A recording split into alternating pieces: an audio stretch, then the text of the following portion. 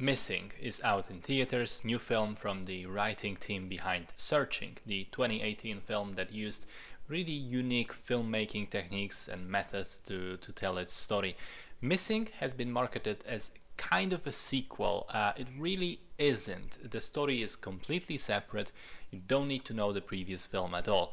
What is similar, or even exactly the same, are those filmmaking methods that I mentioned. Essentially, both movies are crime thrillers that are shown exclusively through screens of electronic devices instead of being shot on traditional cameras. So what I mean is characters will talk to each other on FaceTime or text each other, or a character will use their browser to search for their information, to go through their emails, to go onto websites, on social media.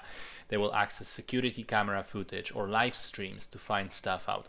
We'll see them explore the interfaces of many different portals and applications, and there's never a moment where an actual camera follows the actors around on a set.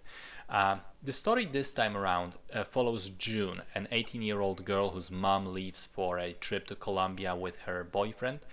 And when June goes to pick them up from the airport after they're supposed to come back, they're not there. And there's no contact with any of them, with either of them. So she contacts the embassy, she contacts the hotel about the disappearance, but she begins to actually start looking for clues herself to find out what happened. I don't want to spoil anything else. The story is once again a twisty, complicated tale with many turns and reveals and misdirections and details that point to the solution of the mystery. I would also advise staying away from the trailer because I thought it revealed way too much. So, I liked Searching 5 years ago, and now I equally liked Missing. I think both movies managed to do two things simultaneously and two things quite well. First off, the filmmakers invent a set of limitations and constraints for themselves, an artificial set of rules that they have to follow, and then they spend the movie trying to find creative ways to tell the story in an interesting way while following all those rules. I can't remember Searching super well, but I thought Missing improves on the previous ways in which the film is made, and especially edited. Some of the transitions from one application or interface to another are really very cool and smooth.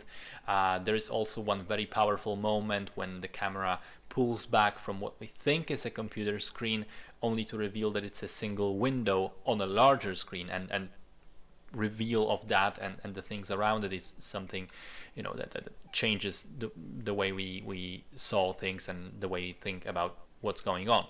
It's also remarkable how well the filmmakers managed to show how people actually use apps and the internet and so on.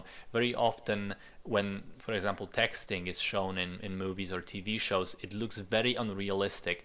That's not the case in Missing. It was very realistic, very relatable, and at times even funny to spot those moments we each of us had in our own lives. In the climax of the film, there's also a creative use of a space with a mirror in it to allow for multiple angles without actually having multiple angles, without breaking the rule of no camera outside of a single security cam in that particular instance.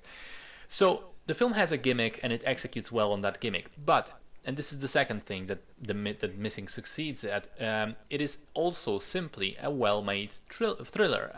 The story is engaging and well written, the performances are very good, the way details unfold and come together is very satisfying.